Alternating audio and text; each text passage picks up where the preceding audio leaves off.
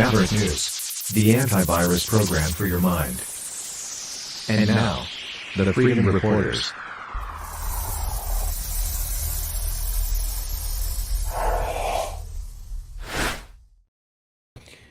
Good evening, everyone. I'm Rick Walker. Welcome to a special broadcast here on the Maverick News Channel. Tonight, we do have the Durham by-election all candidates forum, and we're about to get started with that. We don't have all of the candidates with us, but we do have some of them, and we're going to engage in I think, a pretty interesting discussion and explore both the local and national issues here tonight, because the entire country has its eyes on the riding of Durham, the riding formerly held by the leader of the Conservative Party of Canada, Erin O'Toole. It's up for grabs, and it is, it's a political skirmish, a prelude to things to come as we get into what might be an election year federally in Canada, if not very soon thereafter in 2025. So stick with me. I'll be right back, and we'll get right into it on the other side of this.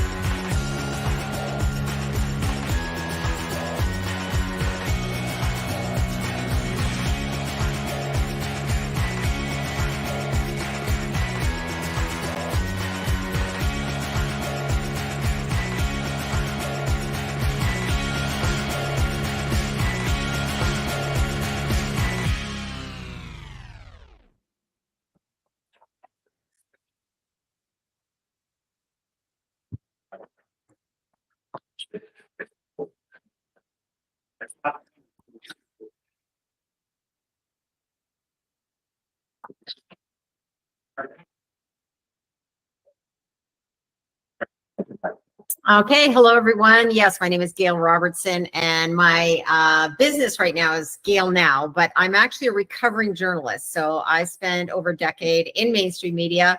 I've also managed an advertising and promotion department, and now have my own business. And I also have my own show called Curious Minds with Gail Now, where I address various topics that either aren't being addressed sometimes in mainstream, or maybe people that aren't having a voice. So I've, like Rick, come from a background in journalism, and I probably lean towards I'm someone I consider myself fairly nonpartisan. So I try to keep an open mind, and as Ted Lasso would say, be curious, not judgmental.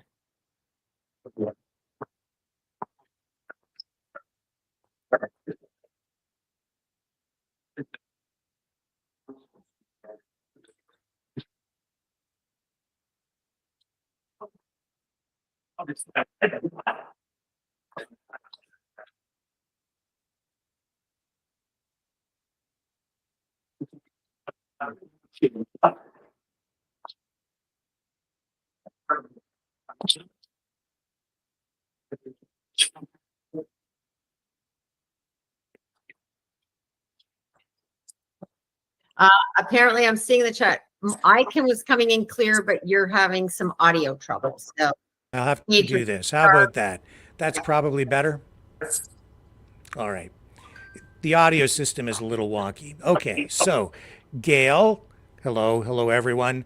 I was just saying that before we get into our introductions with all of the candidates here tonight, we're into a forum looking at the riding of Durham, which takes in that red dot there on the Southern Ontario map of Mississauga, Scugog, Oshawa. It's in the Greater Toronto Area, formerly held by the leader of the Conservative Party, Erin O'Toole. It's up for grabs. It's an important riding. It's a by-election and a prelude of things to come as we get into what could be an election year this year federally, putting Justin Trudeau and his Liberal government, I guess, on trial with the voters, and we'll see what happens. We don't have all of the candidates here with us tonight. We do. I have to mention, out of fairness, that there is a new Democratic Party candidate, Chris Borgia. We have Pranay Gunti, who I thought was going to show up tonight, said he was coming, but isn't here. He's an independent candidate. Jamil Jivani with the Conservative Party. I don't think he has done any debates and is not really doing any interviews with media that I've seen. So he did message back finally and said that he's not showing up tonight. Kevin MacKenzie represents the Green Party, also not here. Robert Rock with the Liberals, spoke with them, looked like he might come, but so far no show. Maybe he'll show up. Adam Smith with the Rhinocéros Party, very elusive. Never got to speak to him, very difficult to find. And the rest are here. So let's start with Grant Abraham on the other corner and have you introduce yourself and what party you represent, Grant. Your microphone is muted, I think. Yes, it is. Thank you very much. My name is Grant Abraham. I'm the leader of the newly minted United Party of Canada.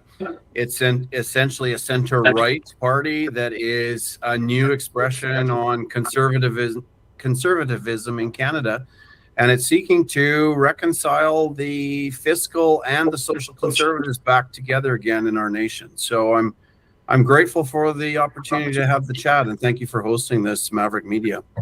And Khalid, over to you. You represent the centrist party. Yeah, hi. My name, as you said, is Khalid Qureshi, and I'm from the Centrist Party of Canada. New party. We formed it only about 3 to 4 years ago. We registered it across Canada, and we have been able to field some candidates in the past couple of elections. This time, I am the one in the front. I'm not the leader of the party, but I am a main component, and I have an intention that I'll go with the party some way as long as I can survive with it. The centrist party believes in a balanced approach to all the problems that we have, the financial issues that we have, the social issues that we have, and political matters. On all those, we need to have a balanced party, and we believe in transparency in finances, which is our main target, and a unity across Canada, end to end, coast to coast. Okay, and Trish Conlon with the PPC. Hi, everyone. Yeah, thanks for having this forum. It's great to have a discussion with everyone. I'm with People's Party of Canada. It is the fastest growing party in Canada. I wasn't a politician. I was an entrepreneur before and very successful. I put that all on hold because I saw that none of the parties were representing the needs of the people. There was gross government overreach that I witnessed during COVID, not standing up for individual rights. Since then, it's only gotten worse with the removal of parental rights with Bill C-4 by all the parties. The assault on people's homes and the poverty I've witnessed. So I believe the best platform for Canada is the People's Party. I'm a conservative. I'm a Christian. I think we've seen that it's a fake liberal and a fake conservative running who are spouting slogans, but not thinking about any real issues. People have seen with me, it's not really left or right anymore. It's right and wrong. And when you have a government that's making people poorer, sicker, and more demoralized, and there's no opposition, we have a weak opposition. It's time for new leadership in Ottawa. And people know me. I came to the community almost 20 years ago with my late husband. We bought a dealership, wanted to, employ people with jobs. Since then, I've raised my kids here. I spoke out during COVID, and some people who didn't like that now come up to me on a regular basis and thank me for the courage that I have. Now, I know there's an audio issue with everyone here. Yes. So what I'm going to ask is if when you're not speaking, if you could just self-mute your microphones, that would be of great help. Yeah, I'm just wondering, Tish, are you wearing earpiece? No, I don't think it's me. I just have my one microphone on. Because I'm hearing you twice. I think it's like pinging around. I don't know what. Anyway. Yeah. Yeah, I don't know. Because I've done podcasting myself. That was one of the fun things I did. When my business was basically destroyed through censorship, but I started podcasting. So I have a mic here, but I haven't had that echo. I hear it with Rick as well. It's better now. I'm thinking if everybody keeps mics off, except when you're speaking, it may help. I will give that a try. And Rick, I just want to say thanks to the people in the chat that are letting us know. I'm keeping an eye on that. So we'll try to, I know audio is always an issue, so we'll keep an eye on it. And okay. Would you like me to say that again? Could you hear it? No, I think we got it. We got it. Okay. It was just a little echoey, but no, everything came through. It was just a bit of an echo. Okay. So now, Trish, you ran in the last election. I'm just going to show people the results from the last election in 2021. Aaron O'Toole came away with 46.5% of the vote. The Liberal candidate at the time, almost 30%. The NDP, 17.5%, and you came away with 5.5%. So that's kind of where things stood in 2021. It has been a conservative stronghold, but things are a whole lot different now. The issues, I think, are a bit different. We have different candidates as well. And Gail, let's get right into the questions because we want to keep this thing moving along. And I'm going to throw it over to you. Okay. Number one question I think is on a lot of people's minds is what would you do as a newly elected MP to address the issue of inflation in terms of people finding it difficult, for groceries, rent, and mortgage payments? So what would you do to address inflation and maybe give a little bit of a overview on your economic policy in 20 words or less? Okay, let's start with Khalid on that. Sure. Why not? Yeah, inflation. I've been suffering from it. I go out to the grocery shop, and by the time I'm done with just enough of what I have, my budget is gone. So we are all suffering. Inflation is a reality. There's no need for blaming any government or whatever for that, for the inflation. But the question that we ask ourselves and we ask our government, whether the government is on the local level, whether it's on the provincial level, or it is on the national level, the federal level. The question is that are we a rich country or are we a poor country? Are we a struggling country or are we a successful country? Which country are we? How do we identify ourselves, define ourselves? Is there something that we can understand? If we are a rich country, then we should behave as a rich country. Then if a rich country has homeless on the streets, have beggars on the street, we see so many beggars that I feel embarrassed and I sweat when I see that in Canada. And then we have these lineups in front of hospitals on the ER. Then we have schools where the classrooms are bursting with children and teachers cannot handle them. We have our unemployment. We have housing. We have people who don't have homes. Neither they can afford renting nor they can afford all. So we are a rich country. We are an affluent country. If that is the case, then why is it that we are suffering all this? Why are we being taxed so heavily than other countries and heavily than other provinces? And why are we then still suffering? If we are a poor country, then why is the government of Canada spending so much money outside the country? Why is the bureaucracy having so much money going into their pockets? Why is money going and flowing into the pockets of these big corporations and banks and financial organizations? One way or the other, we are either rich or we are poor. So let's behave that way. If we are rich, then we should show that we are rich. The money should trickle down to my pocket. Okay, just follow up though. What for everybody? What would you do to deal with inflation? Because you've addressed the problem. So the first very simple method of controlling this is that if we are poor, let's behave poor. Let's not spend money. Let's stop spending extra money in places where it's not required. Send it back to the municipalities. Send the money back to the municipalities where the municipalities can make their own programs and handle. Then start using your natural resources to the way they should be used. Natural gas, we don't want to use them. We want to hold that gas in our tanks. I don't know for what reason and for when. Other countries are asking us for long to export this gas to them. We are not. Okay, let's use our natural resources. We need to get you to wrap up because we need to stay on time. Yeah. So in order to make sure that we have enough income, we have to make sure that our natural resources and our capacity, our intellectual capacity and our physical capacity and our resources are all used properly and prudently, so we can get the money back into our pockets. Then we have these food chains that we have to deal with. We have to contract them on mass basis and say, okay, here, bring us commodities back into our cities, into our streets on a lower rate. And Okay, that's and how we need to move and over it's to. no rocket science. All right, thank you. And let's move over to Grant. Well, inflation is a twofold issue. It's monetary and fiscal policy. It needs to be addressed in both contexts. Fiscal is a tax issue. We need to drop the carbon tax. We need to look at the downline taxes that we're charging for energy, how that affects agriculture. Those are all things that affect our food prices, etc. And then the monetary policy is the cost of our money. Our money is costing more because it's depreciating.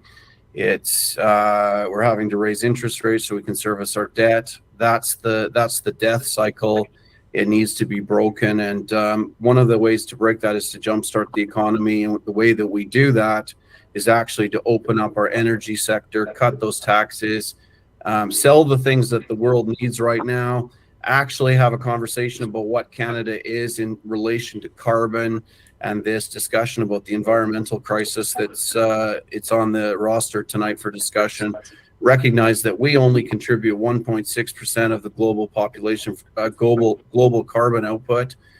We're paying for it as a nation. It's making Canadians poor. But nations like India, Pakistan, China, developing countries are not paying any, but they're the major contributors to these issues. So we gotta reset the balance and actually move away from this carbon issue where Canadians are paying the brunt of this, and move to a place where we're actually stabilizing our people and our nation. And this impacts almost every other conversation we're going to have as well, particularly food prices with the cost of developing fertilizer and the movement of food. And it's just a whole distribution channel discussion. So there's the starting points. Okay, and Trish? The People's Party of Canada has an excellent platform on fiscal responsibility. We also believe that the carbon tax needs to be immediately removed. It's impacting not only families, but small businesses. We go further and we oppose net zero mandates for farmers. We take our food and energy security seriously. If you look at what's happening in Europe with these protests, it's because not only is net zero like net zero COVID, it's unachievable, but it will negatively and catastrophically affect our food supply. We also believe in ending the wasteful spending. Canada has been wastefully spending our taxpayer dollars, not only at a municipal level, but at a federal level. I could give you umpteen examples. I presented to council 4 times on this and done a number of town halls. We also need to reduce and eliminate foreign aid. If we're not looking after our own veterans and homeless, we shouldn't be sending money to conflicts that are complex and not our business. We had a historical role as peacekeepers, and I think we should gain respect on the national, international stage again by being peacekeepers and reducing foreign aid spending, particularly now that we're in crisis. We can also protect wages. There is a lot of temporary foreign workers coming into Canada that are undercutting Canadian workers for salaries, and that's affecting people's ability to provide food. We can really work on local initiatives, buy local, rebuild our manufacturing sector. That's going to help with inflation. We can build it here ourselves and also support high-level jobs that are well-paying instead of the MIC jobs that are out there. Service economy jobs tend to be lower paying. So those are just some of the many things. I have a deep background in job creation. I have run a recruitment firm for over 25 years. And building meaningful work is going to be a backbone, reducing spending, and also making sure that our spending is appropriate and is targeting families and helping people afford food and the basics to have a good life.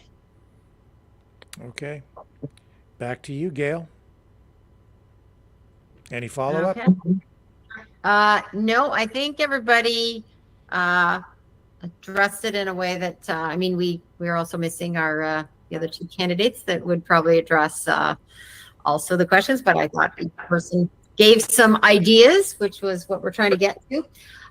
So the next question, also one that is, I think, top of mind for a lot of people in terms of the impact on what it's happening on our communities.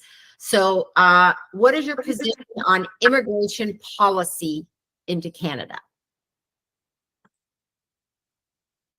Is it my turn? Okay, let's start with Trish, and we'll go around the clock that way this time. Okay, thank you. Yeah, the People's Party of Canada is the only federal party that maintains we need to lower immigration significantly. We've had in 2022 over 600,000 immigrants and non-permanent residents into our country, and it's put enormous stress on housing, healthcare, and jobs. We're in a stagnant economy right now. There's not enough jobs, doctors, nurses, or homes, and we're also allowing record number of refugee claims. And Canada's putting up refugees in luxury hotels while kids, I've talked to many who are living on the street who have a university degree, working 2 jobs, can't afford living. That's not kind. When you're in an airplane and there's turbulence, they've always taught you have to put your own mask on first. So saying we need to reduce immigration is what every immigrant I've spoken to on the street, and I've talked to thousands at their doorsteps, they agree as well. We just don't have enough services. And I think to be responsible as a nation, as we go through a turbulent period, we need to reduce immigration. We also need to better screen potential immigrants for values and also for their skills. For Canadian jobs where they may be missing skills. I've had many wonderful immigrants come to my office for new jobs who had excellent attitudes and skills. And they too now say that people are recklessly being allowed in. We aren't doing proper screening or background checks. So the People's Party position, which I support as a Canada First MP, is we need to clean up our own mess right now. We're in turbulent times. We need to significantly reduce immigration to solve the housing and healthcare crisis so that our elderly and critically ill aren't dying waiting for treatments. So we will reduce immigration, and that is what the constituents of Durham want as well. Grant, over to you. Well, this is definitely an interesting conversation because we've never had this problem in Canada in relation to the correlation with housing and immigration. And so the conversation must be set in the context of demand that is coming into the country through immigration and housing.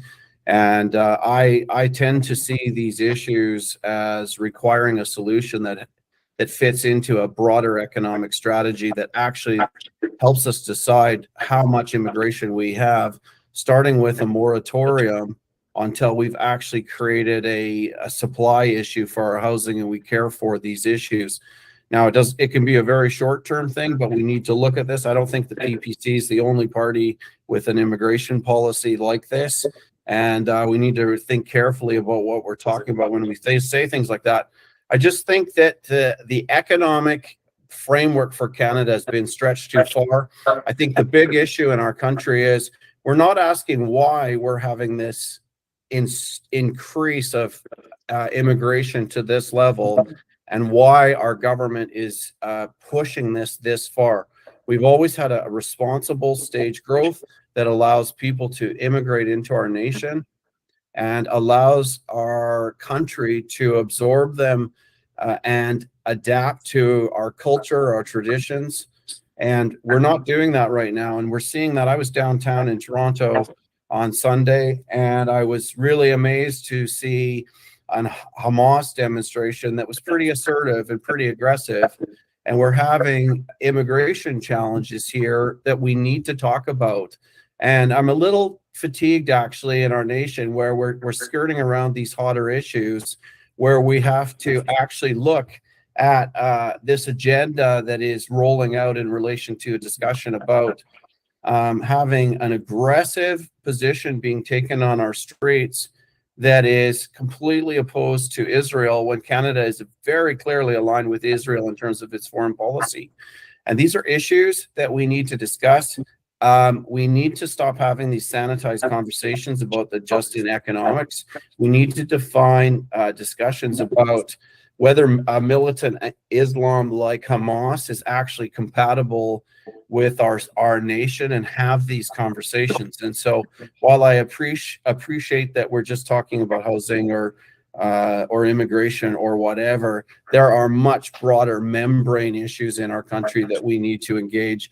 And the biggest challenge here, I'd like to say, in a lot of these topics is we've got agendas that are being pushed by the Liberal government, and we've got a Conservative government that is not asking these questions.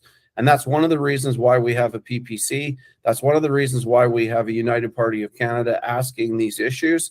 And it interests me immensely that we have a candidate in the Durham riding called Jamil Javani, whose main platform is to step up, to be a fighter and lead with compassion, and he's not here. And when we look at the Durham riding, the reality is that Aaron O'Toole betrayed the constituents in Durham with his True Blue platform and then shifting completely left. And now we have another candidate who's saying he's going to fight for us, but he can't even approach and have these conversations, because the reality is that those candidates that everyone is looking to vote for because they just want to get rid of Justin Trudeau, we're not actually having those conversations because they're not showing up. And the truth is, the candidates are going into the party, and the grassroots agenda of the actual constituents are being silenced. And this is a pattern all across the country. I sat on the EDA of the Conservative board out in BC, and I know exactly what is going on here. And so this is why we must have these conversations, and we must have them holistically as a nation, and stop tiptoeing around these broader issues, and look very clearly at our immigration and determine what it is that we want to bring into this country. We're a nation of immigrants. I celebrate immigration. I'm never going to allow anyone to say that I'm not in support of immigration. My father's an immigrant to this country, but there are much bigger issues going on here. It's time to have those conversations and not be timid about them. Okay. And Khalid, make sure you unmute your mic. I muted your microphone for noise suppression. So make sure you unmute it and away you go. Immigration. The take that the Centrist Party of Canada has is that immigration is a must, is a necessity for Canada. We have a very wide, very big landmass, one of the biggest countries in the world. We have natural resources. We have our borders open to oceans, and we have so much more. We need people. So saying that immigrants coming in, on one hand, are a burden on the economy is absolutely wrong. It is important that we must get. The only problem is that the management of these immigrants is the responsibility of the government. If they bring in immigrants, 600,000 in 1 year, and we do not have the infrastructure for that number, then we are making a mistake somewhere. So it is not the influx of the immigrant that is the issue. It is the management of those immigrants that's the issue. And if we say that as far as I understand, when we are getting these immigrants every year, we issue a list of the required categories of these immigrants, categories in terms of experience and in terms of their profession. So if that is the case, then somebody somewhere is making that list of categories. And that list goes out, and then across the globe, we get these people according to the slots that we have offered them. Why is it that these people, when they come in here, they don't find the jobs that they have been allotted for? So there's some massive mismanagement on one hand. So it is not the influx of immigrants. We cannot stop that, or we may be able to control that and organize that, but we have to manage it and manage it properly across the shores of Canada. But the more important thing that Grant has said is, and I'm completely in opposition to that, the coming in of the type of people, or pointing out to the type of religion they have, or the type of faith they have, or the type of creed they have, for the type of cost they have is completely not acceptable. We cannot simply allow people to come in based on a certain belief or a certain religion or a certain type or a certain region. We are a country who has been a neutral country, has been a sympathetic country, has been a kind country. We have people with big hearts. Canadians are known for that, and we cannot have a policy which goes out into the world saying that we are discriminating one over the other. If we have seen rallies on our streets in the past few days, and if we are allies with Israel, well and good, we are. But being allies with Israel, if I am an ally with you, it doesn't mean that I will not stop you when doing something wrong.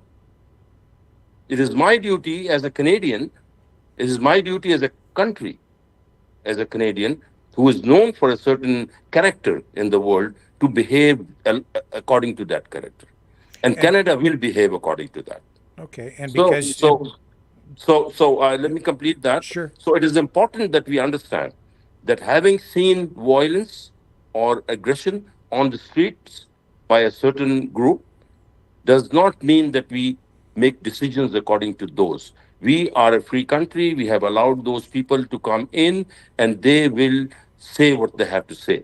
And we must listen to them, and we must according. Our Prime Minister goes out and says that we are standing with Israel unconditionally, and that all parties, all political parties must be friends with Israel. This is what the Prime Minister said. The Centrist Party of Canada does not agree with that. There's nothing in the world which is unconditional. We have a contract, we have an agreement, and there are conditions. There's nothing unconditional. Okay, so what I'm going to do, because you did address Grant directly, is I'm going to give him an opportunity to respond to that, and in fairness, we'll also allow Trish to respond if she wants to after Grant. Well, two issues I think there is. One is Khalid's trying to say that our housing issue is not because of demand, it's because of our ability to absorb the people that are coming in. That it's a ridiculous assertion, because obviously where is the fine line with what a nation can absorb? We've had very clear models of immigration that we've been able to absorb and enculturate, and we're struggling with that now. And I think the other thing is that I don't want you to go away, Khalid, and make this a Muslim issue, because I have all kinds of Muslim friends in this country, and they've lived here for a long time. So it's not an issue with Islam. I'm talking about militant Islam that's seeking to wipe off one of our allies from the ocean. Just put your hand down for a second and you can come back to me. This is a real issue. And you say that we're a peaceful country. We're actually a country that is based on very clear values. We fought in 2 world wars to oppose tyranny and repression.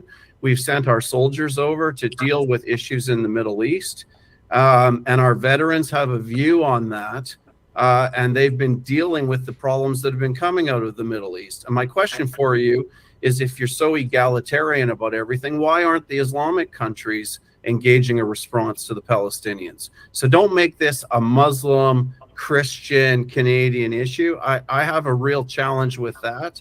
We need to be discerning and to be careful about what is coming into our nation in terms of the levels of aggression that we're seeing, especially when our own citizens who are standing up for freedom, they're standing up for a better economy, are being arrested for protesting in the same way.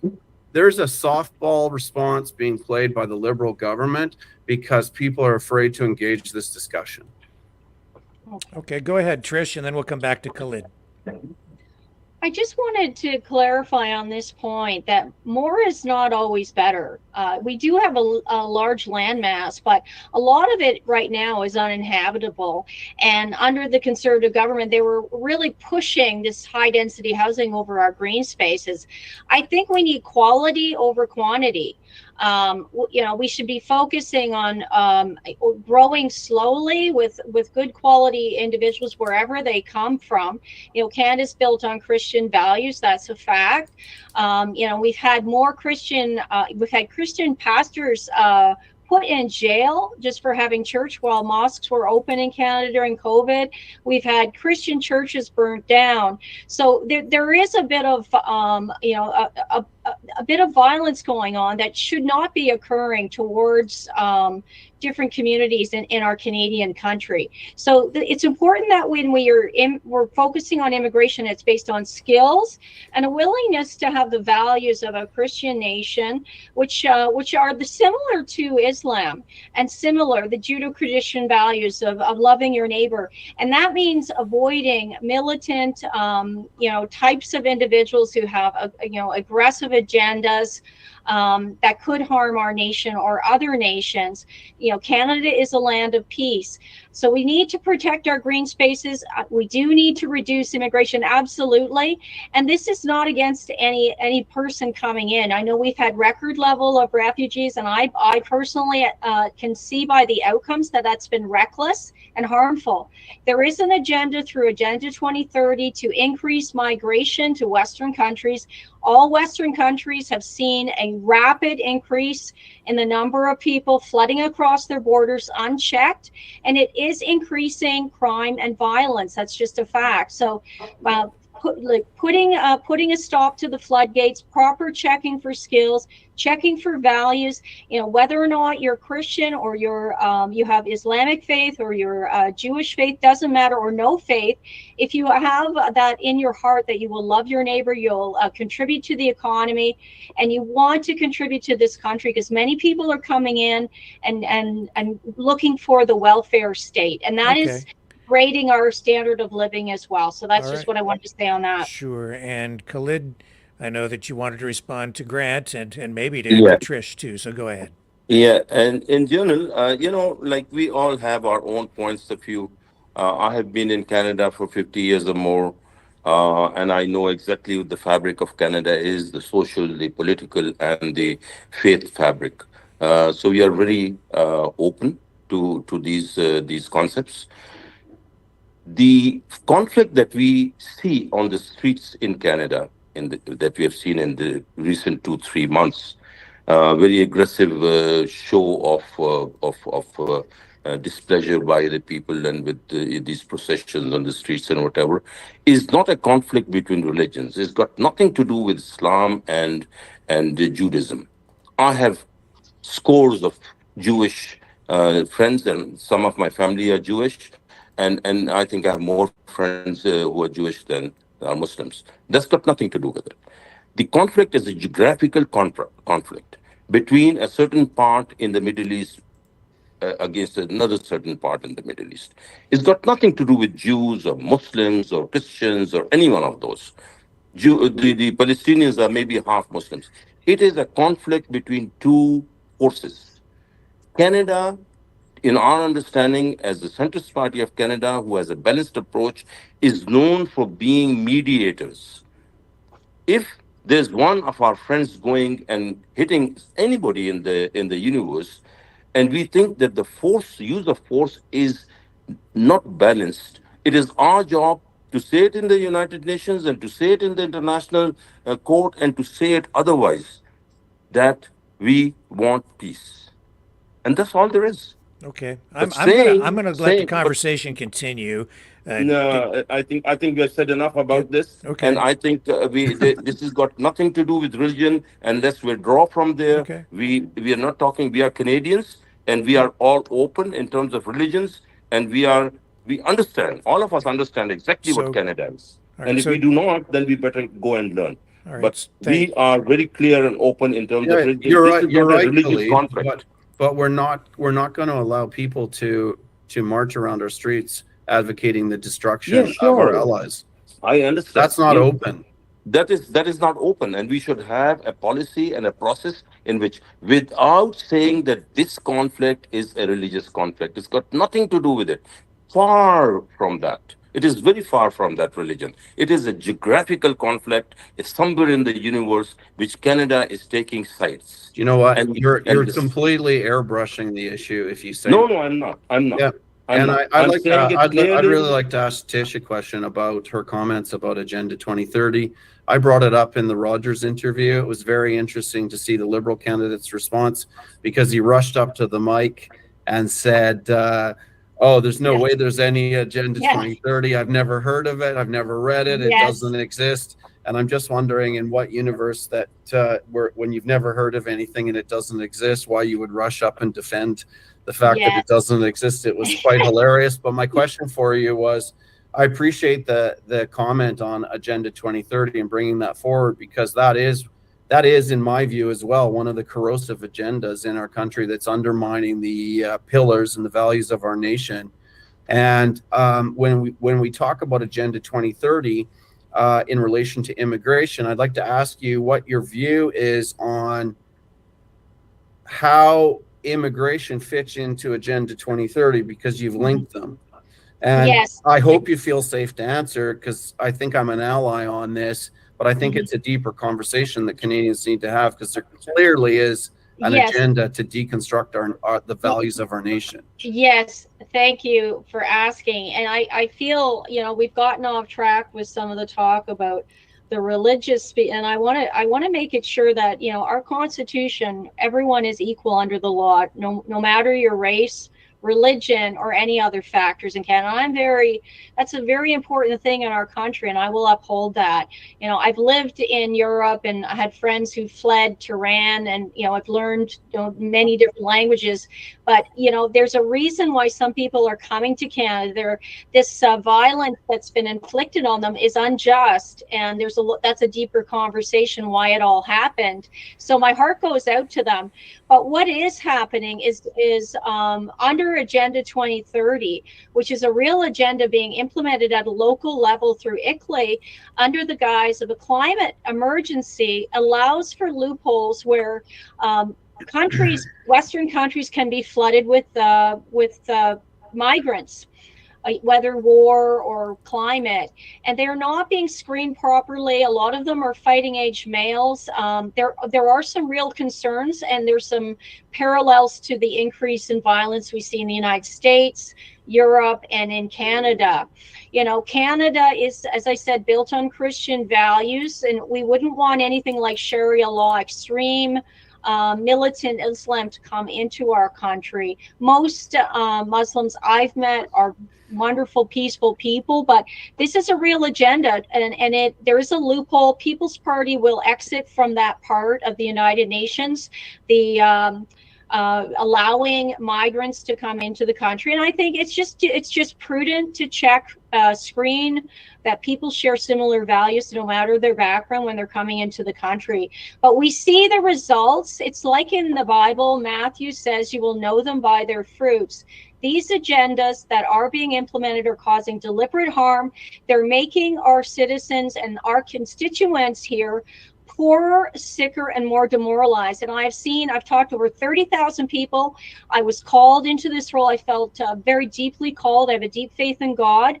And I've listened to heartbreaking stories that whatever the agenda is it's massively harming people, and it is deliberate. And we see this across Western nations, and it must stop. And I think by removing the barriers federally with a new party, unfortunately, it was the Conservatives who signed us on to Agenda 2030 with both Mulroney, Agenda 21, and then Agenda 30 was Harper. They sold out our country. They signed us up for this climate agenda at a municipal level. Before that, climate was weaponized at a federal level. We all know the story of the Ice Age. Okay, this is going to happen. And we'll wrap it up there, and I'm going to throw it back to Gail. And Gail, I'm going to let you take the next question. Can I just ask one question there before, excuse me? To what end, Tish, is Agenda 2030? Why are we having immigration? What is the agenda of having an overrun of immigration into the country? That's the deeper question. To what end? Is there a destabilize? Are you asserting a destabilizing force in terms of military age men in your comments? Okay. Well, yeah, based on what we've seen already with the data, and you can only look at the data, and then what is actually reported through the government. Absolutely, it's intentional destabilization of our nations, and that's why we need people to oppose it at all levels, federal, provincial, and local. And that's why I pursued the federal role, because I think I'll be able to remove some of the barriers, help us exit from the UN, exit from the Paris Climate Accord, hold Health Canada accountable for some of the things they've done to contribute to making our population sicker. You know, I had a big event, it was packed, and I did invite Dr. Paul Alexandra, Dr. Chris Shoemaker, whose voices have been silent. So I think that we can course correct when people step into courage, we uphold our law, and we have a debate with different professionals for both climate and with COVID. The COVID experience implemented things that caused great harm to our people, and I think we need to investigate that further as well. Okay, and I'll let Khalid respond, of course. Is that okay with you, Gail? Yeah, And I it is think we're very. going to wrap up this topic, but if you can just wrap it Yeah, up. I'm just Yeah. going to wind it up. It is disappointing, and I am actually very disappointed in the type of conversation that's gone on in the past few minutes. This is not a religious platform. The mention of the Sharia law and the mention of the Jewish people and the mention of the Muslims and the influx of all this is not something that should have been on this platform. I have to say this, and I want this to be put on record. I will not say anything. We are Canadians. We believe in neutrality of thought. We believe in sympathy and faith to each other, to all faiths to be open, and we do not believe. I agree that violence is not a solution to anything. I agree that violence should not be imported into the country. I agree that if we start importing roots of violence into this country, we'll have problems in the future. That is agreed. But for People's Party and for United Party to take this platform to put on their agenda and to propagate that discussion between themselves is not acceptable. So I don't have an Okay, agenda. well, I'll Agenda not- I'll not- 2030 Okay, is all right. Please on let the me speak. government Please site. let me So speak, it's not Chris. mine. Yeah. So It's someone else's. I will not say anything in Okay. response to any of those. I Yeah. can. I have a lot of knowledge, and you know, I just want to but I say, will not say that. I will keep the peace Yeah. on, and I will just withdraw from that discussion.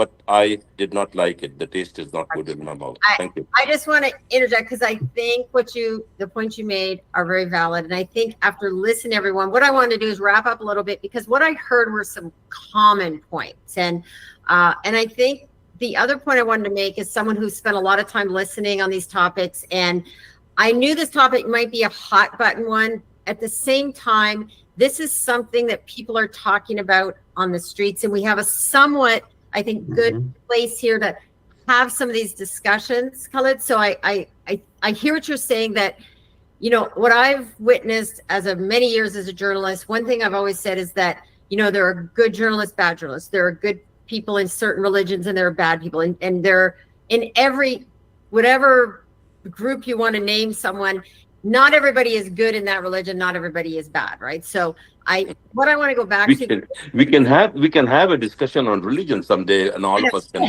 there. We're not, And that'll be a hot one, but I'll be right. ready to come in. But in this discussion on this platform, that is not the way I'm going to take. We are talking Canada, and I love Canada, so that's all. I think That's we all do. Are you serious? We all love Canada. That's why Yeah. we're running. I know we do. So this, I know we do. This We went off. Khalid, this We went airbrushing off a blows little me away. beyond our borders, but that's fine. That's fine. It happens. Hamas and It happens. Hezbollah exist, and that's why they're protesting outside. I don't Jewish even want to communities. mention those people. You know who are they? Yeah, I know. Of I course don't you know. I'm a Canadian. I don't know them. Me too. Yeah, we That's don't know what's them. happening. We don't know them. They're geographical Okay. issues, All right, and these Gail, geographical issues back- have to be back to geographical. Gail. Now they've And- come to Next Canada. And question. we'll move we have to on. mute some mics, Rick, just so I can continue on. Because what I want to Yes. get to is the common points. Because the question is, what was the policy in immigration? Each of you did address it, and I think it's good to come back to what is the commonality. And what some of the things I heard were really around the process, right? And we have two of the main parties, the parties that aren't here tonight to really address some of this as well. And I think that's a good point you brought up, Grant, that, if we're going to have these discussions, even though they're difficult ones, we've had just some conversations right now, and this is one of the problems, is that as soon as you bring up immigration, it gets into difficult conversations. At the same time, though, I will say this: we need to have those difficult conversations, and they're not happening, which is causing more problems. So I want to give credit to someone like Rick he's had some very difficult times, because he's like me. He believes in free speech with some boundaries, though. There has to be some boundaries. As much as I'm a free speech person, I think you have to have some boundaries, that we don't go into areas that can really, increase or encourage hate or violence towards anyone, right? But what I want to go back to is some of the points, because I think this needs to come up when we're talking about an impending election, is things like, process. And I think, Grant, you had brought up about, connecting housing to immigration policy. Tish, you mentioned looking at, the management. So, and I think, Helen, you did, I'm pronouncing your name wrong. I'm sorry. I practiced it beforehand too. But coming up with ways to deal, instead of saying no. We spend a lot of time, I think too much time sometimes, talking about the problem and not enough about the solution. So I'm going to soon turn it back over to Rick, because I think that's what we need to get to when we're talking about elections. I always come from that idea of curiosity. We need to talk about these things, but we need to look at solutions and not at what the problem is, because that seems to be firing everybody up, but it's not getting us to where we need to get to. So what's our next question? Yes, I have a hard stop at one point. I am a mother, and it's been a long campaign. So let's keep going. I have more about something about manufacturing. But Rick, do you want to ask one of your questions? No, you keep going. You've got the list, and those are the main ones. Okay, let's go to something.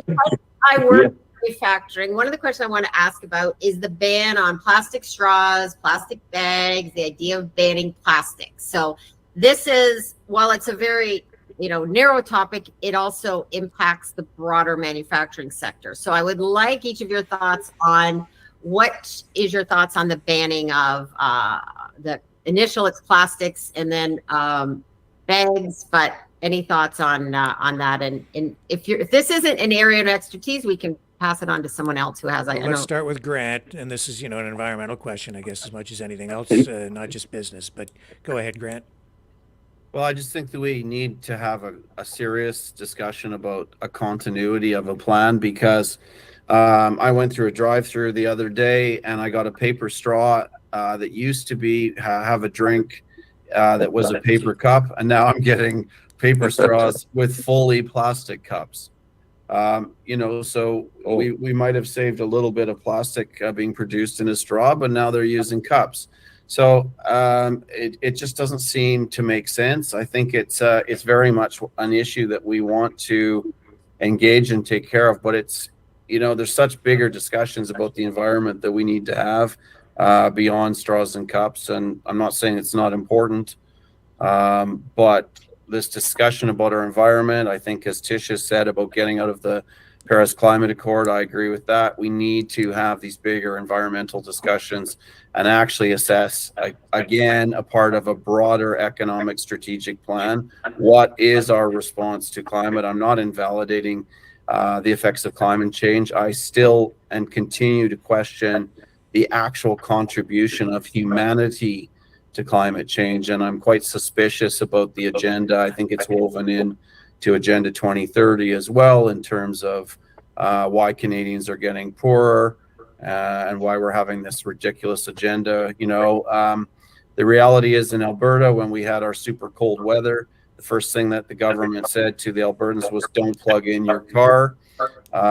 So, this issue of support and the grid and the well-being of Canadians has to be assessed in relation to the broader discussion about the environment and our ability to steward it properly. So I just think we need a deeper look. We're dealing with cliches on a lot of these issues without actually interrogating this carbon agenda as the environmental threat.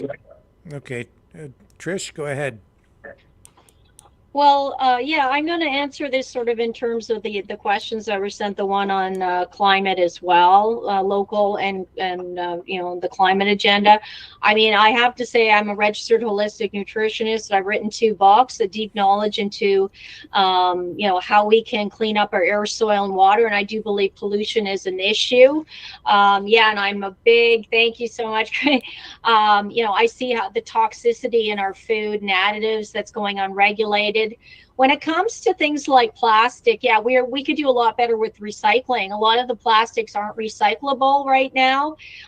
There's a lot of ways that we could support, you know, better quality. For example, bringing back manufacturing to Canada, then you could have better quality produce instead of everything breaking down every year or two. So there's ways that we can use less and have things last longer. When it comes to the climate agenda, I do take a strong stand.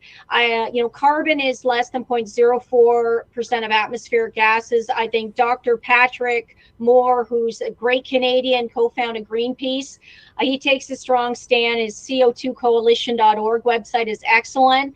You know, climate does always change, and it can get hotter, can get cooler. A little warming is good for our number of people in our planet, because we can produce more food, and human activity is negligible at best. So we shouldn't be taxing the air we breathe to change the weather. I take a strong stand. Also, why is carbon now the enemy? There's so many different real pollutants like glyphosate and atrazine. We should be worried about our bee population, about cleaner food. We should investigate GMO foods and if they are healthy for us, and better ways to clean up our air, soil, and water, you know, and improve our topsoil. Those sort of things will help us, I think. And I think if people have a mindset to be good stewards of our environment, you know, and again, I really take a strong stand to protect our green spaces. That means we don't need to recklessly grow our population, or we could go slower, and we should always protect our green spaces. So I'm a really big steward of the environment, and I think everyone should be. Khalid? Yeah, there we go. We got an expert lecture on environment. Thank you, Trish. Yeah, I agree with the fact that we need to control. We need to control our habits and our methods and our processes that we use in our social, you know, everyday life, and that has a major effect. But the question is there? I have a very sensitive feeling. I have a feeling that behind this whole scene, when you see, like Grant said, in the market, a cup which is plastic and a straw, which is more important to be plastic, of paper, which actually collapses halfway through the cup. Why is it? Like, there's something wrong somewhere in the back. There's something which is happening which is not correct. Our economy and our financial system and the contracts that we give out are not balanced. We are not being honest to ourselves. So my own take on this is that we have to stop spending money on things that are not Canadian. We cannot go out of the Canadian borders and dish out money and then come back and say, oh, sorry, we don't have enough budget for you to pull you out of the streets, or we don't have enough budget to care for our environment, and we cannot, you know, that will not work. We have to bring the money back down into the municipalities, into the cities, for them to be able to decide how they will organize and process their needs, and how this whole conglomerate of cities and municipalities across Canada will come up to a conclusion. So rather than coming from up to down, from top to bottom, we need to go from the roots up to the top to make a collective effect. And that needs a very genuine and very aggressive policy on the federal level. Okay. And that's what Centrist Party is going to work. I do want to move on, and it's sort of related to what we were talking about before, I think, in a way, loosely, to immigration, maybe not so loosely, the funding of the wars in Ukraine and Gaza. I can't remember who we're supposed to start with first, but I'll throw that to you, Khalid. Yeah. Ukraine. Russia and Ukraine have a conflict. We are interested in Ukraine because all the phosphate comes from there, all the fertilizers are being affected because of the Ukraine war.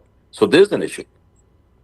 Then there's the favorite Hamas Israel conflict, a purely geographical conflict. And we are taking sides with one or the other. The question is, we have to mend our own house first. Why are we going out beyond? And see, the important thing is that these are the two conflicts that we are siding with. But then there's so many others. There's so many other genuine conflicts that are there that we are not paying any heed to.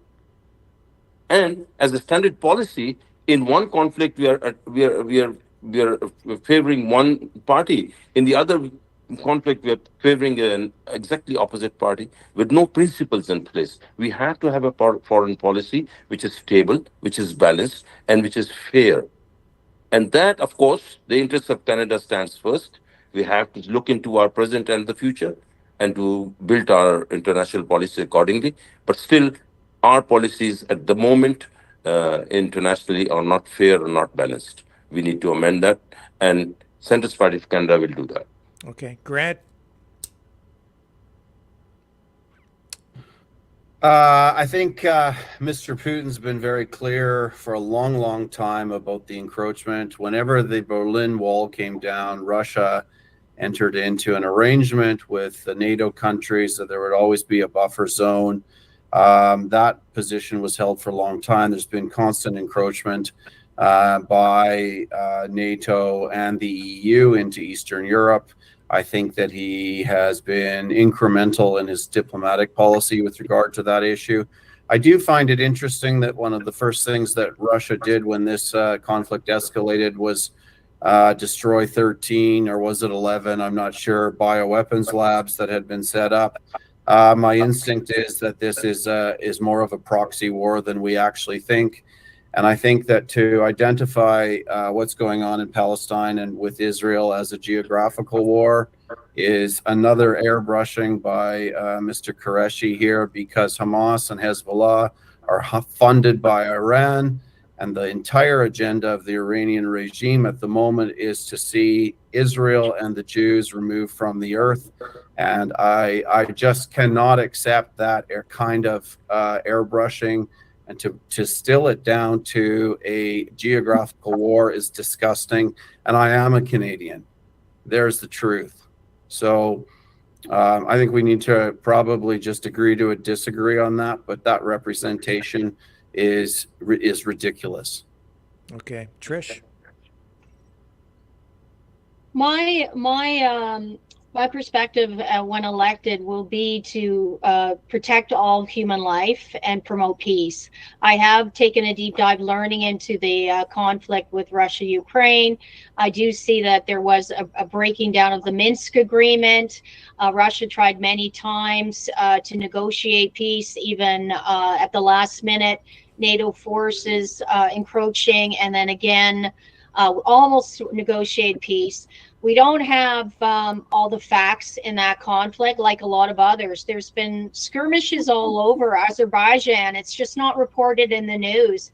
If Canada was always having to take a side, it's sometimes very gray where's right and wrong. So I will protect all life. I think it's a tragedy in the Middle East.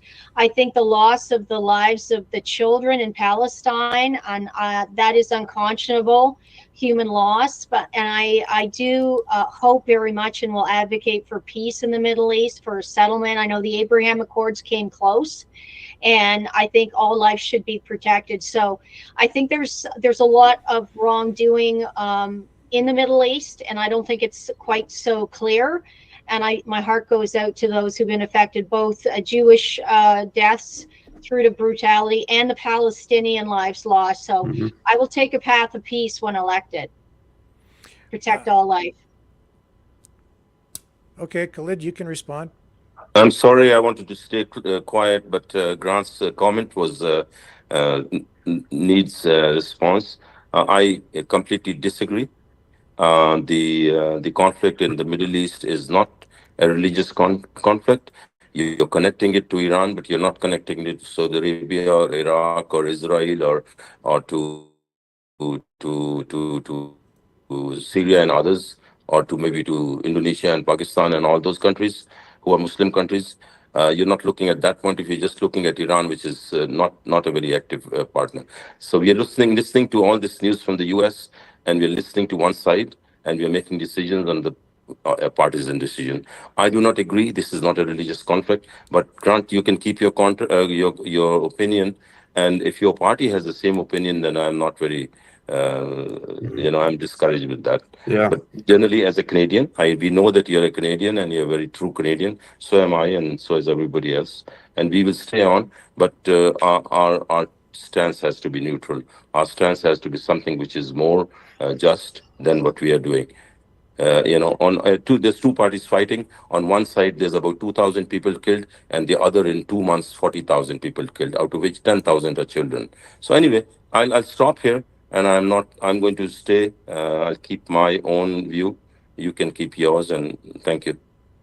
Okay. All right. I'm gonna throw it back to Gail so we can move on to the next question, because I don't want to get into regurgitating or rehashing information that we've already kind of visited. So can we move on to something new here, Gail? Yeah, this one is this is an issue that came up. I'm in the Windsor area, so wondering what your thoughts are or your positions are on the role of an MP with the role of the municipality and how you might work with them or not, I guess. So the one question would be, do you believe, this is on the housing file, do you believe municipalities should allow as of right in order to collect on federal funding for housing? Everybody aware of it? I don't know. I want to ask because I mean, the as of right would allow for people to build up to 4 units without having to go through any approval process. Are you guys all familiar with that? Is that a fair? Is it, Yeah, I is don't it want fair to to touch even ask that? I got different questions sent to me. Just or these are just ad hoc extra questions now, or I think because of some things that happened in the news, some of this stuff was added in. If that's specific, that may be too specific, Rick, and I don't. Yeah, I think maybe it's maybe a little unfair to throw that at them tonight, Gail. So can we just move on to something else from the list? Maybe this is something that's very big in the news right now, is the online Bill C, whatever, 63, the online. Yes. That's so. Oops. This is happening right now. It's about the issue around censorship, around, what will be allowed in terms of speech. So it is a live issue right now. And if you are elected, I'm sure that, since the election is coming up, you'll be at the table and I'm sure discussing this. So whoever wants to comment on this and what your position would be in terms of discussing this act. Go ahead, Trish, you can start. Okay, great. Well, this is a good segue into the whole topic of individual and collective rights, because when you have all these bills, these censorship bills, I will oppose all of them. It's caused catastrophic damage to not have open and respectful debate in Canada. So Bill C11 and now Bill C63. I'll also stand against the digital ID and digital central bank digital currency that could be tied to a social credit score, which would, give ultimate control into, our, corrupt government, and, push us to adhere to a certain narratives and be punitive if we're not, just like occurred during COVID with vaccine passports and truckers having their bank closed. But that specific bill, I will absolutely vote no on and oppose it. Absolutely. And I think what we need in Canada, part of the polarization, I do, fault the media.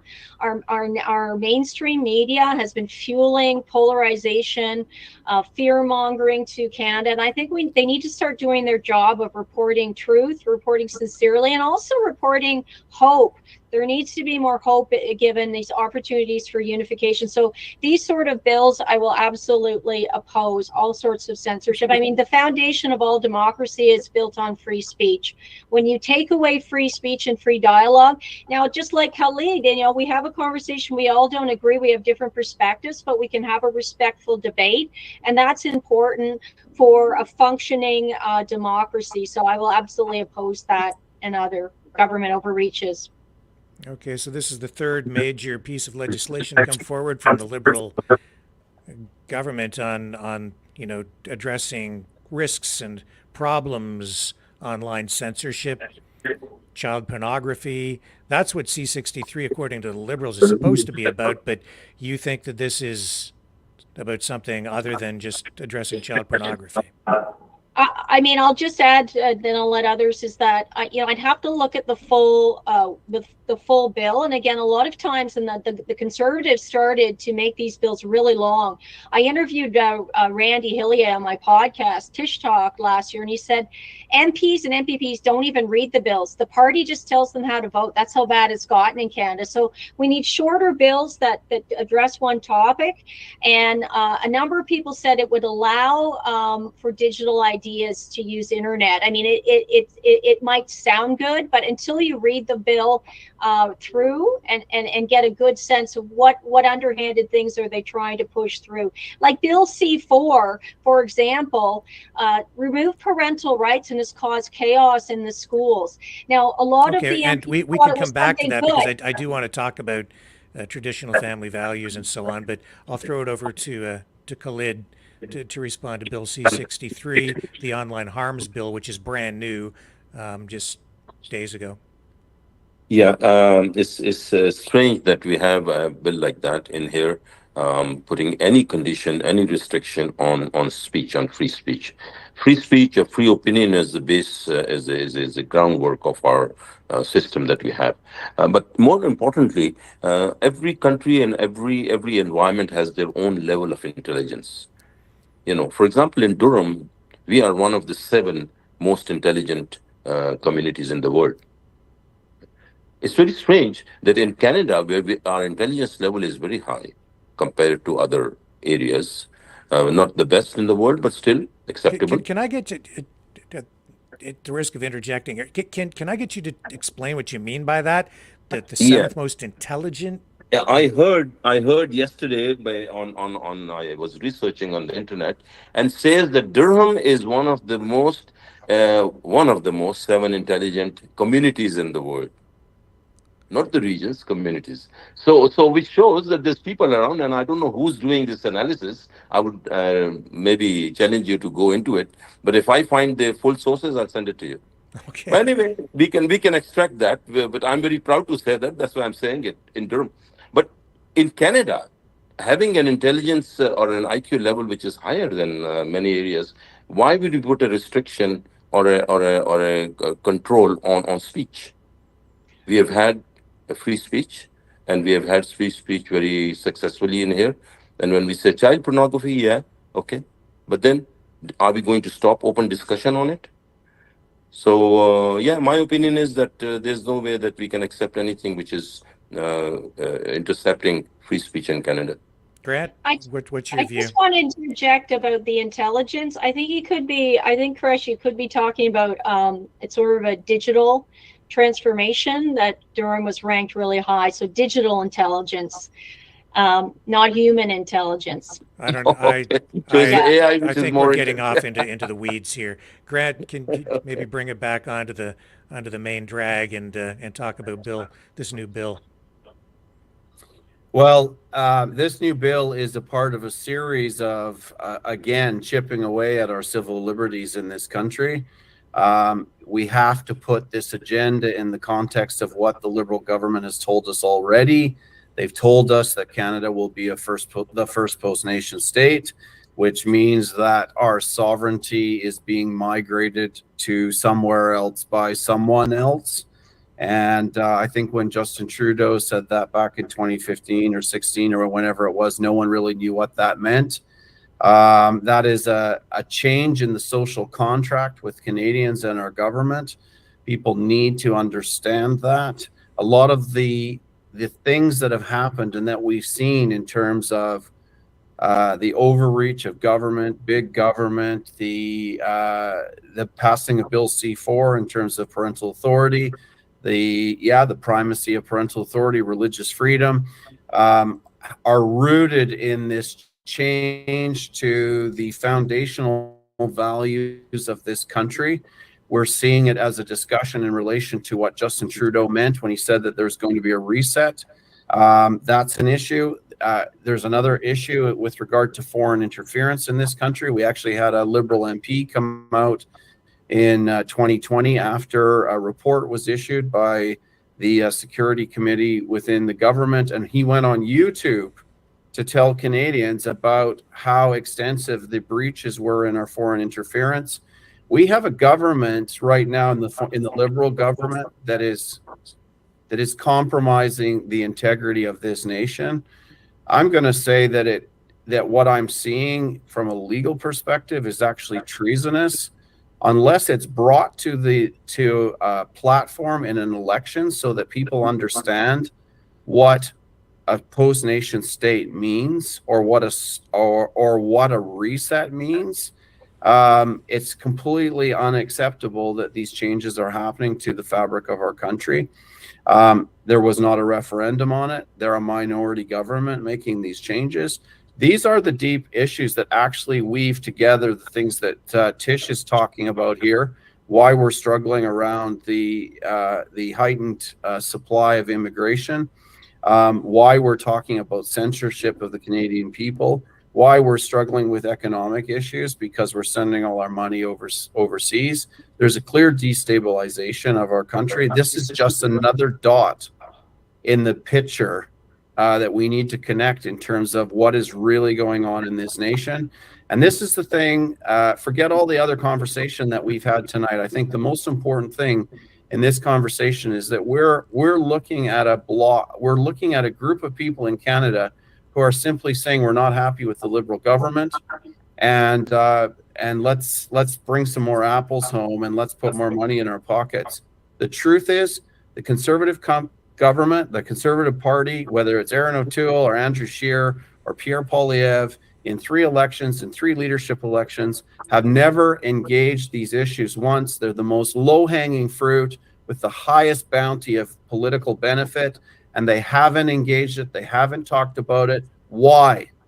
Why not? And my premise is that they are taking this country over a cliff edge to the loss of our sovereignty, the migration of our people and our freedom into a framework that is globalist. And no one is having this conversation. Unless we actually engage and have this conversation, we're actually going to risk losing our country. And people need to wake up to this conversation. And that's where I wanted to take it next anyway. We are seeing deep divisions within the country, culture wars, disagreements over everything from climate change to family values. We're seeing the rise of separatist movements, both in Western Canada and I think in Quebec as well. So what would you guys do to try to bring the country back together and save the country? Or do you think it should be saved? Are you even considering the possibility of breaking the country up? Because I know that there are some parties that do advocate for that. So Trish, I'll start with you. Wow, these are totally different questions, but I'm happy to answer them. I mean, it brings me back to when I was participating in the Freedom Convoy. I was there many weekends. I had lost my business. I was deleted off LinkedIn, which was my 25,000 followers. I effectively lost my business during COVID, so I went and joined the Freedom Movement, and there I had the most incredible conversations with people who had been separatists in Quebec said, you know what? I love you guys. It's not you, it's the government. Separatists in Western Canada who said, you know what? Hey, we're all pretty great. Don't we have a great country? It was the most wonderful, loving experience. And I am a strong advocate for the unity of our country, and I always will be when elected. And I think we have the divisiveness in our media is what we need to stop, and within our government as well. Calling part of what creates divisiveness as well is the policies of division, which include DEI. Diversity, equity, inclusion is anything but fair. It's reverse racism and discrimination. And we have to just start looking at people for the quality of their character and their merit when it comes to things. A lot of these pandering to special interest groups has caused fuel division. And we have to start creating policies that unify everybody. So, you know, there's deep divisions within media, but I'm a strong believer in the country, and I believe this country is great. I want to help rebuild this country. I want to help rebuild through regaining our manufacturing sector, which will provide jobs. People are united when there's jobs, reopening our energy sector, maybe equalizing some of the transfer payments over time. You know, I love our western part of Canada. It's a strong conservative part of Canada. I love the French aspect. I speak French, and my first job was in Quebec. I think the beautiful landscape, and I think that this country has a lot more to gain by standing united than anything else. And I think a lot of these separatist movements are fueled by economic frustration, by, you know, not having a job, not being listened to, not having a voice. And I think if we can give people a voice and allow for open discussion on all forums, and look for ways to unite the country through policies and through economic prosperity, I think we'll have a great future ahead of us. Okay, and the reason you're getting some different questions is because we're into the second half of the program, and I'm looking in the chats across all the platforms and Thank you. kind of responding to what people are saying. And Khalid, I'll let you respond to the question as well. I just want to add this as a journalist who's done debates, like, you don't always get the question in advance, and in politics, you got to be ready to answer. That's fine. No, that's fine. I'm happy to answer that one. I'm a huge promoter of Canada, so yeah, that's fine. And we're here to facilitate discussion, not just have people sit there and read from a sheet of paper too. So, Khalid, take it away. It's all yours. Yeah, the Centrist Party of Canada has one of the basic three principles is unity across Canada. And that unity is our prime motive. West to east, north to south, we have to be one Canada, and there's no other way. There's no option. So the reason, and we have been seeing some problems, some tearing in the fabric of the social structure of Canada, also on political, but mostly social, and that has to be mended. And I agree with the fact that it stems down and trickles down from finances, our mismanagement of finances. In the past number of decades, we have been going down slowly. Our ethical codes have been being polluted. Our ethical codes are sort of losing control, and the management of funds is something that is going down and creating problems for the people. So finance control up at the federal level, going down into the basics, into the roots of the people, has to be done. And of course, in plain terms, providing jobs and improving businesses and increasing our investment into the people rather than outside the country, and also that we should start using our natural resources and increase industry. We do not have an industrial country. We have all the resources and all the opportunity and all the manpower and the intelligence that we can use to increase our industry. And open borders, we are open to the Pacific Ocean, we are open to the Atlantic Ocean, and still we do not have the products and the commodities to export, where we have all the opportunity. So that is all there is, and Centrist Party believes in the unity of Canada as a primary principle. Thank you. Okay, and where is the United Party of Canada on this, Grant? Well, I'm definitely a federalist. I love this country. I think that for a long time we've been working off of the understanding of the nation as it was framed in 1867. That was Upper and Lower Canada plus the Maritimes, and then the West was opened up. And the way that happened economically was that the West became a subsidization product for Central Canada. The nation has now grown up. It's not really probably a very happy conversation in Quebec and Ontario, because they're the primary recipients of wealth that's being transferred from the West. This is a very clear issue, and the numbers are very obvious. We have to mature into a deeper conversation. Western Canada cannot be a colony of a colony.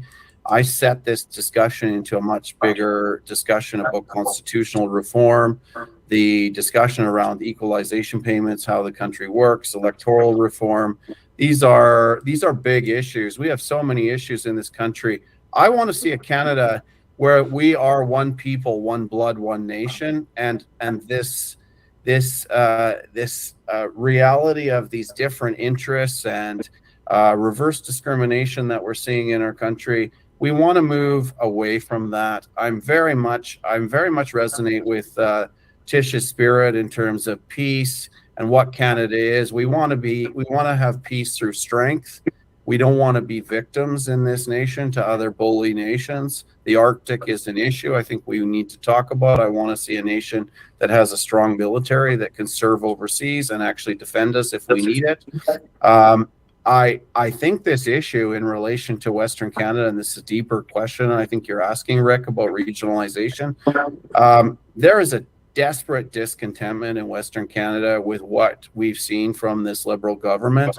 One of the reasons that this party has been formed is because we don't have political parties in this country that are actually addressing this issue coming out of Western Canada. We can talk about freedom all you want. The conversation has moved on even from the formation of the PPC, and I think this is where I need to speak with Maxime Bernier about this, because it's not enough now in a maturing nation like we're in just to talk about freedom and libertarianism. We have much deeper issues to engage in relation to our nation, and Western regionalism is a profoundly significant issue.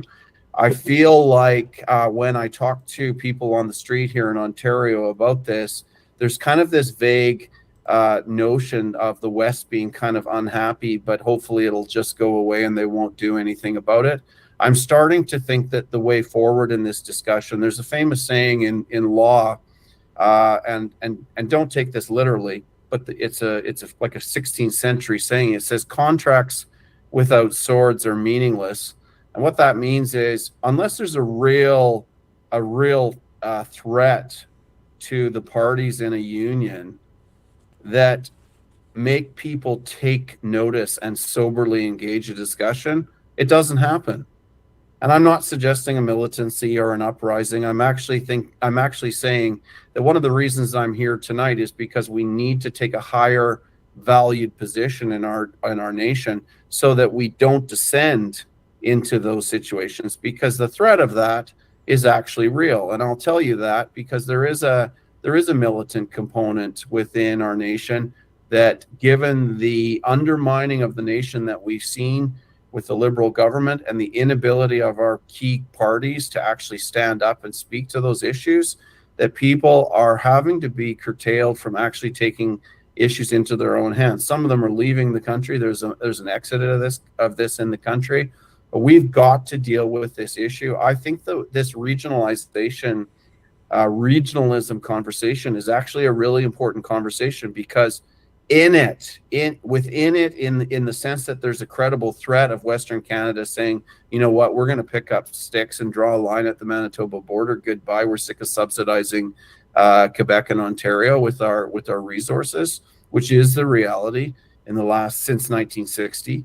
And I think if we actually have that conversation, we can actually reforge this country so that it's set up for the next 150 years. So I am a federalist. I want to see Canada stay together. But unless we have these conversations and actually deal with these deeper issues now, I think the country's seriously in peril across it. When we've talked about a number of threat issues now in the nation tonight. And these all may come to a head in different ways, and I'm trying to have the discussion to get ahead of it. My family's been a conservative party voter all our lives. But I can see now in the chemistry of our nation, I think this is what the PPC is saying as well. The chemistry of our nation, we are having superficial, shallow end conversations about what the real issues are that are causing Canadians to be disgruntled.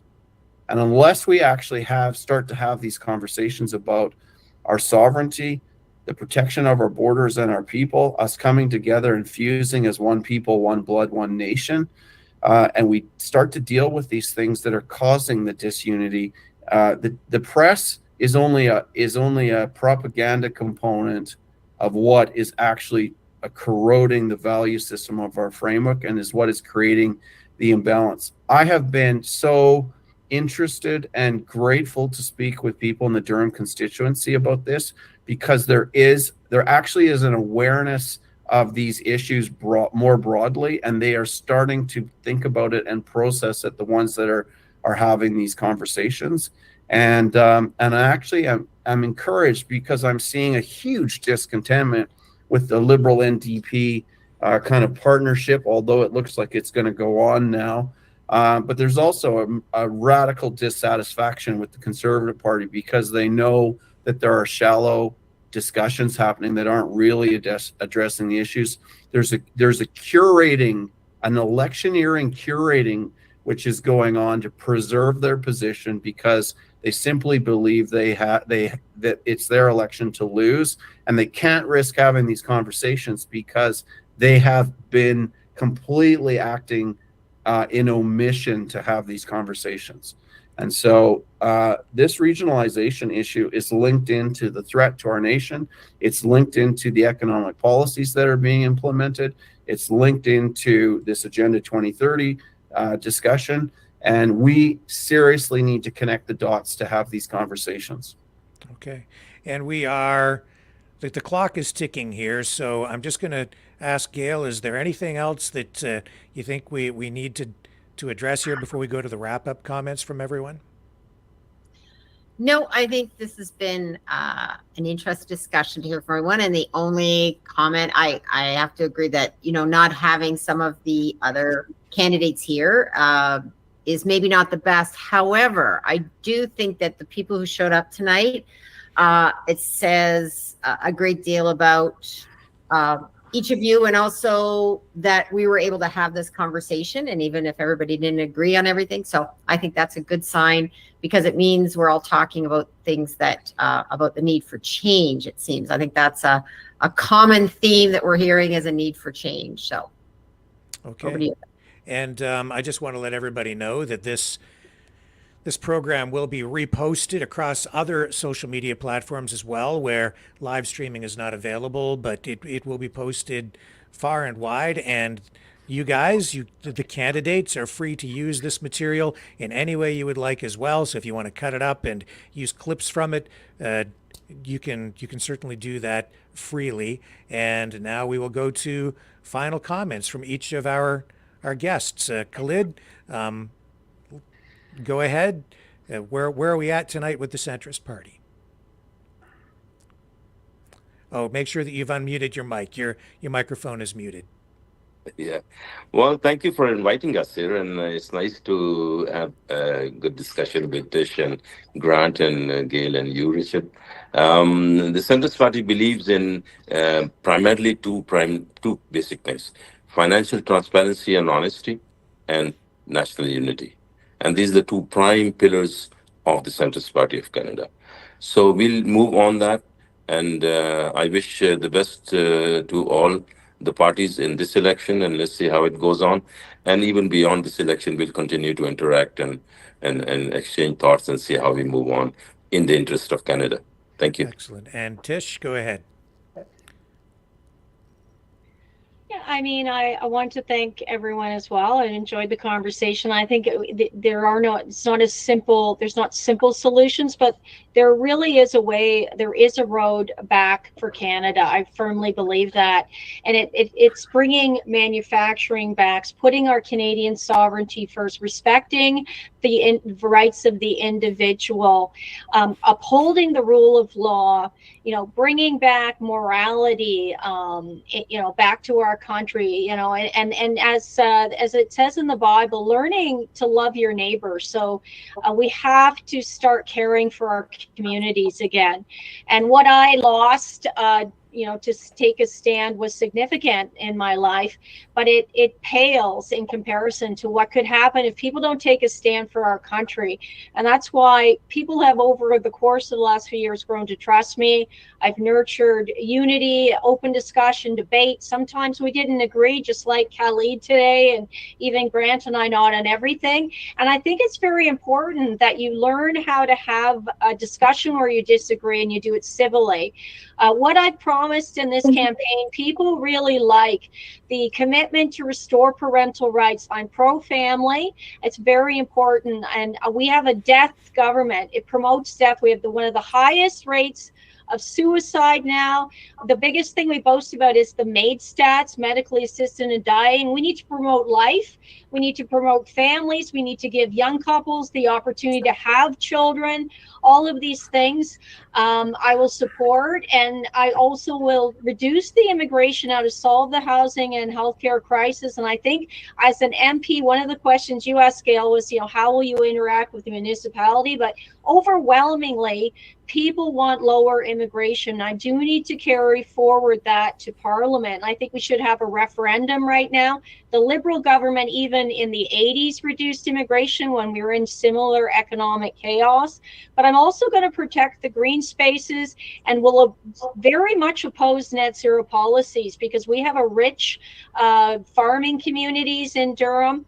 So I really want to go forward. I've written a number of books. You know, I'm an emotional intelligence trainer. I've helped companies build thriving teams, learning how creative problem solving and different things. So I want to help our community be healthier, happier, and more prosperous. And all this can be done by removing federal barriers and promoting a healthy lifestyle here in Durham, holding some of our government bodies accountable for gross government overreach. I think that also needs to occur, and it hasn't.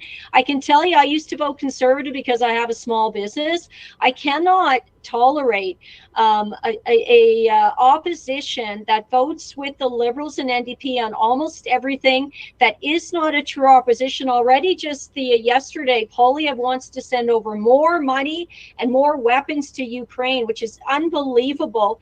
Instead of helping to negotiate peace, we have far too many people perishing in these conflicts. So yeah. I will make sure in Durham that we focus on a Canada first policies and Durham first. Okay. And I think it's going to be a good outcome for PPC. Right. And Grant, United Party of Canada, wrap up. Yeah, thank you. Well, look, I'd like to see our country reconnected to the founding principles, which are the supremacy of God and the rule of law, and actually link our value framework back into that, because we're not having the discussions that we need to have, because we have a moral vacuum right now in this country. So there needs to be a linking up there. I will work to see the threat to our nation dismantled. As the leader of a federal party, we are looking to build MPs across this country. We're targeting 250 for the next general election. This agenda is seeking to be implemented from coast to coast. And this is something that I believe we need to be talking about. These issues that we've touched on tonight, we need to be talking about. We need to restore the strength of this nation. We need to return our sovereignty to our people. We need to ensure that freedom is secured.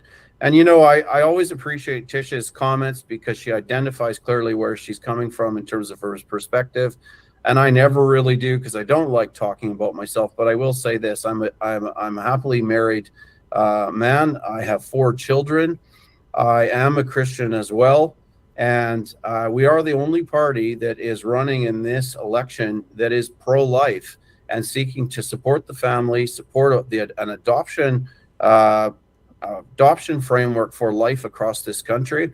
And I see the hand going up there, Tish, but I think you have a real conversation to have within the PPC. I've had it with Max of how you're going to integrate and reconcile a pro-life or pro-family, as you call it, perspective with libertarianism, which is exactly the opposite. Yeah, I could just say, because I'm pro-life and pro-family, I think the bigger, and I think the bigger problem here is that we have couples not even having children because they can't afford it in our country. We have kids committing suicide and drug overdoses, record levels. We have a death cult here in Canada. I agree. I think we have to go forward to build communities that nourish the hope of life. And I don't think, myself as a candidate, I think I take a strong stance to support all life here, whether it's a teenager who's addicted to drugs because we are pushing these sort of toxic things on our kids, Sure. or an elderly person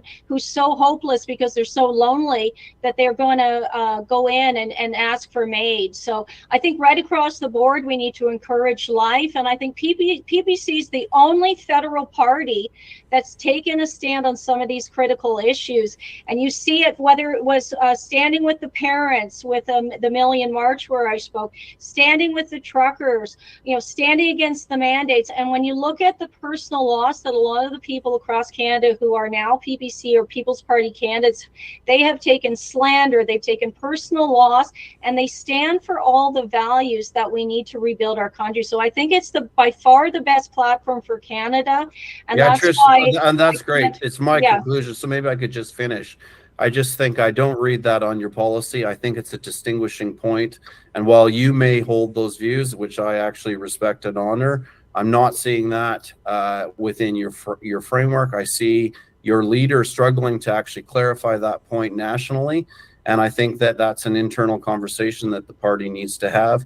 I know that in some of the by-elections, as I followed along from across Canada in my book reviews, namely in Manitoba, people are struggling because there's not a forthcoming answer from the policy framework of the leader. This is not a directional comment towards you. I have no doubt that those are your views, and I like the fact that you always refer back to life and hope, because that is a huge piece that our nation needs. But the reality is the PPC is struggling with its governance model, and it's struggling to define what its framework is on this important issue, and to sugarcoat it with all those amazing things that need to happen. The fact is the party doesn't have a constitution after 5 or 6 years. People are deeply concerned about that in terms of accountability. Neither does accountability. I would beg to differ with that, actually. But anyways, and I think that in terms of an assertion for a political party that's been around for 5 years versus England that has birthed democracy in the Magna Carta, that's such a shallow comment. But anyways, the PPC has to engage these issues, and people are looking for clear policy positions. It's not within the PPC's policy. And while I value your integrity in terms of speaking to it, the boat that you're on is not clear at all on the issue. And there's a profound dissonance between libertarianism and actually articulating a pro-life policy. And thank you. Those are my comments for this debate. Khalid, I know that you had your hand up, so you need to unmute your microphone. I did mute you again. Yeah, I raised my hand, but now I'll pass. Thank you very much, everyone. It was a great night, great evening to have been with you and talk to you. Thank you. All right, and with that, we will wrap up. Thank you all. Thank you, Gail, Khalid, Grant, Tish. It has been a great conversation. I think we kept things on track, and I'm very appreciative. Best of luck to all of you. Voting day is March 4th. I believe the advanced polls, have they closed now? I think today was the last day, right, for advanced Yes, they have closed voting? yesterday. Yesterday. Yeah. Okay, but March 4th is the big day. So best of luck to all of you in the riding of Durham. We will be watching. Have a great night. Catch everybody back here tomorrow night, 6 p.m. Eastern, here on the Maverick News Channel. Catch you on the flip side.